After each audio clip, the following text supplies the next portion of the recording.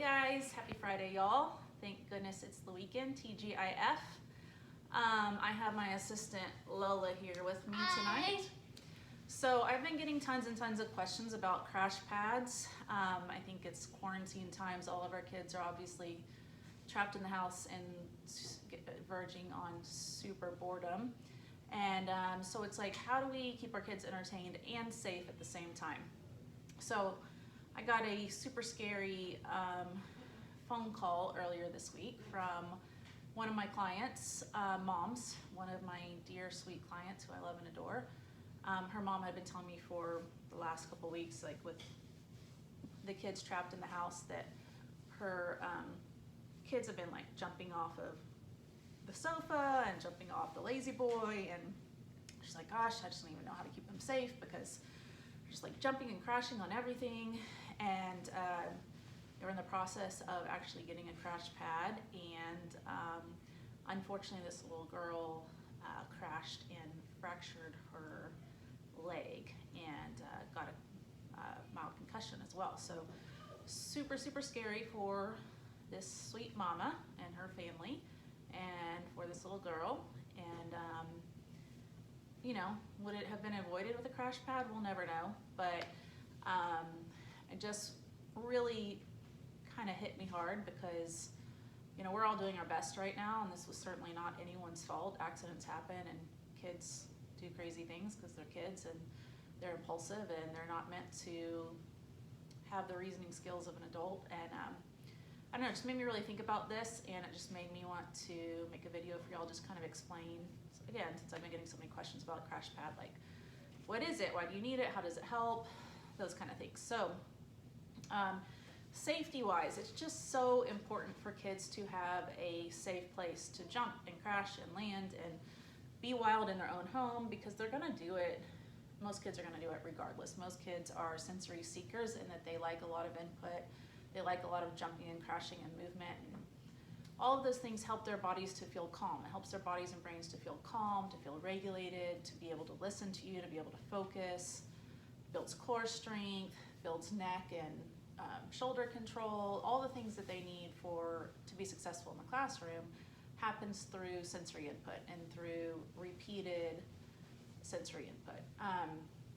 So there's different kinds of sensory input. So there's vestibular input, which is like swinging. There's tactile input, which is like, you know, playing in shaving cream or sand or painting or whatever. And then there's proprioceptive input, which is like very heavy work, like hard, crashing impact, like carrying a heavy backpack, jumping on a trampoline, going to places like the trampoline parks, jumping up and down, hopping like a frog, all those kind of things. So crash pad is an amazing, awesome piece of equipment to have in your home because it provides so many benefits. And most importantly, it provides a really safe space for your kids to be kids at home. And like I said, they're gonna be kids. They're gonna find a way to turn, you know, their activities into dangerous things if they don't have a safe space for it. So I'm a big fan of like setting up safe spaces for kids and giving them opportunities for play and invitations to get that sensory input that is so vital for them, so that, you know, it helps them develop all those skills that they need in the classroom. So for kindergarten, for first grade, for even 5th and 6th grade, and even middle school and beyond. Even high school age kids, when they're stressed out over school or whatever, can benefit from like either laying on top of the crash pad, doing their homework on here, laying under the crash pad and having like that heavy input of the crash pad on top of them. It's very calming and decompressing. Being in a cocoon type swing and just kind of chilling out, doing some reading, listening to audiobook, whatever it might be at that age. Wait, can I say something? Sure. Do not swing too long, and do not swing with technology. It gives you a really bad headache.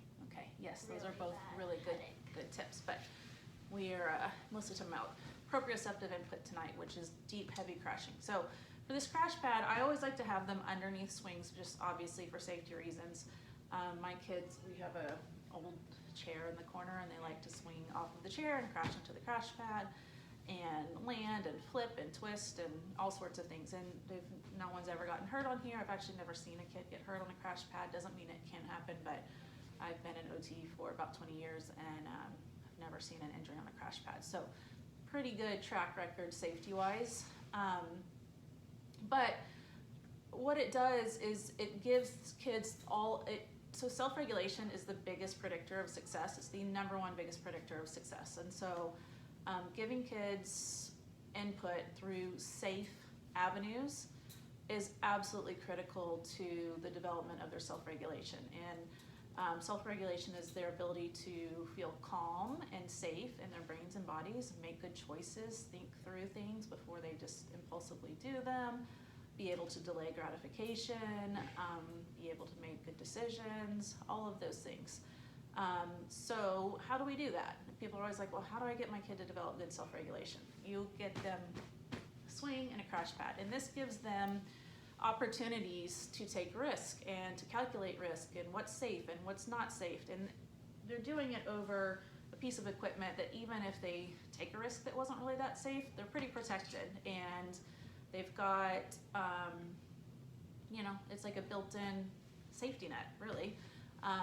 But also it gives them the input, like when kids are born, like they don't have the sensory systems that adults have. We have mature sensory systems, and yeah, we might need a cup of coffee to get us going in the morning, or we might like to go on a run to decompress or calm down, but kids really, they lack the maturity of their sensory systems. So giving them all the input throughout the day, which is why kids are always like think about when kids go to a swimming pool, what do they love to do? They love to like jump off the pool over and over and over again, jump off the side into the water. Why do they like to do that? Because they don't really have a good idea of like where their bodies are in space. So when they do these big, huge crashing movements, it allows their bodies to work against gravity and to start getting a sense of body awareness and spatial awareness of like, well, where is my head in compared to my arms? And are my legs like below my body or above my body? Are they out to the side or are they here? And so having those movements repetitively over time allows them to develop all of those senses.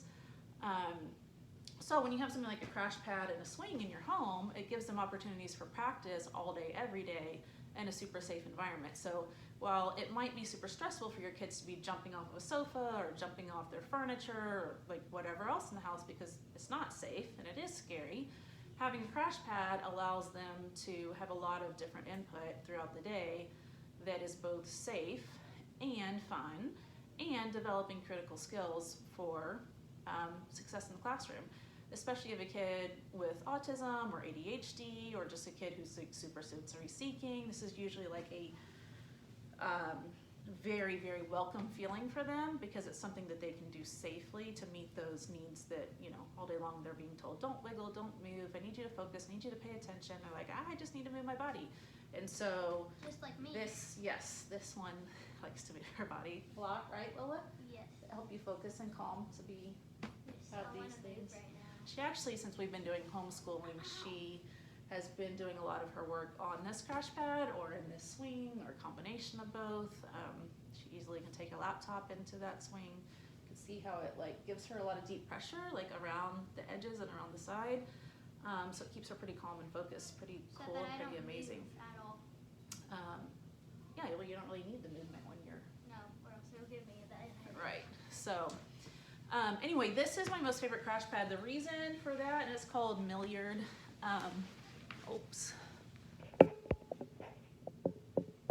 The reason for that is, well, one, this is a waterproof lining. So if your kids spill on it or whatever, then it's easy to wash.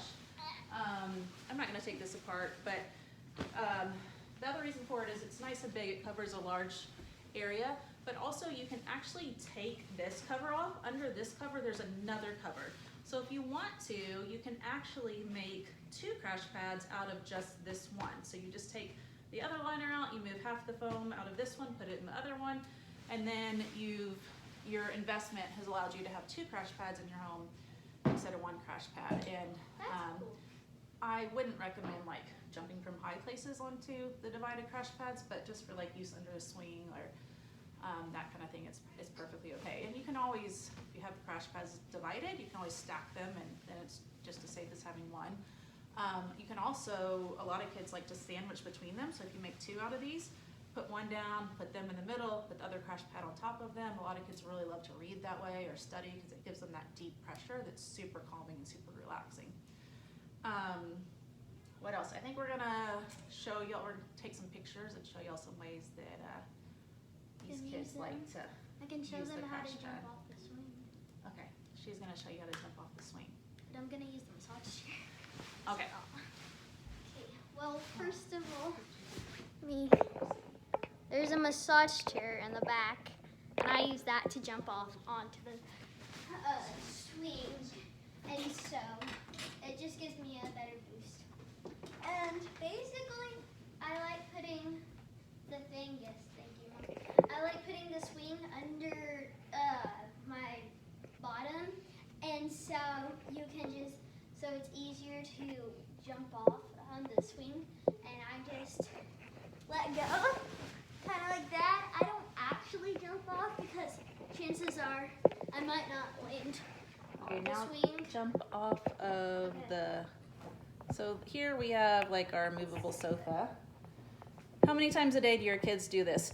Get on the back of the sofa, or want to do this, but you don't want them to do it? Look, here you go. Now you have a safe way for them to do it that everybody can agree on and everyone can be okay with, because you know, we don't want them jumping off the sofa onto a glass coffee table or a wood coffee table, but here, it's really no problem. This is their furniture. I don't love them ruining it, obviously, but I bought the furniture basically to be indestructible so they could do stuff like this with it. It's also fun to make obstacle courses. Yes.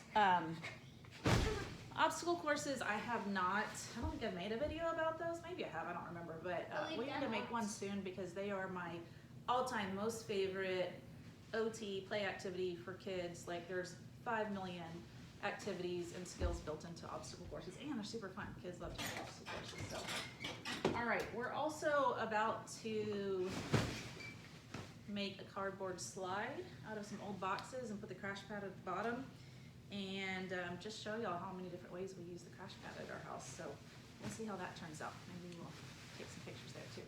All right, thanks. Bye.